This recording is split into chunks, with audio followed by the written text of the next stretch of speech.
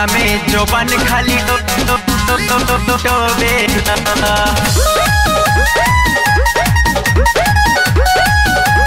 टोबेला।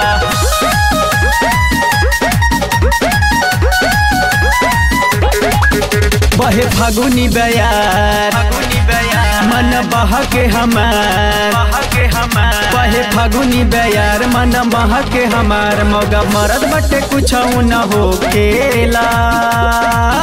अरे का बताइए सखी, होलिया में जोबन खाली टोबेला, होलिया में जोबन खाली टोबेला। में जोबन खाली टोबेला।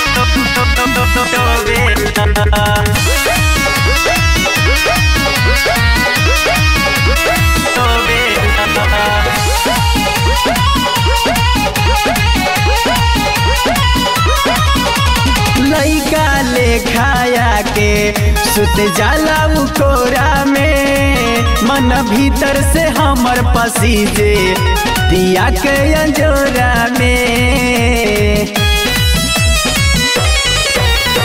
लइका ले खाया के सुत जाला कोरा में, मन भीतर से हमर पसीजे दिया के अंजोरा में।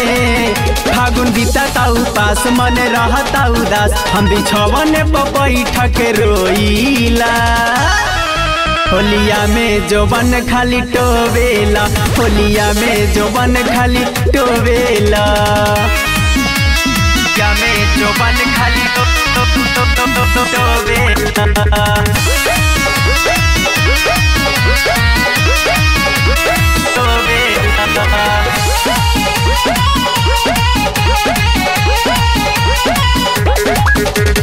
ससुरा से निक रही जाती रहती नहीं हरवा में, रंगवा लगैते सानू इयरवा धकया कवरवा में। ससुरा से निक रही जाती रहती नहीं हरवा में, रंगवा लगैते सानू इयरवा धकया कवरवा में। पवन सैया हमार होली में कहरे न प्यार, हम देखी के रतिया बिताईला। होलिया में जोबन खाली टोबेला, होलिया में जोबन खाली टोबेला। वहे फागुनी बयार मन बहके हमार, वहे फागुनी बयार मन बहके हमार। मौगा मरद बटे कुछ न हो खेला। अरे का बताइए सखी, होलिया में जोबन खाली टोबेला, होलिया में जोबन खाली टोबेला।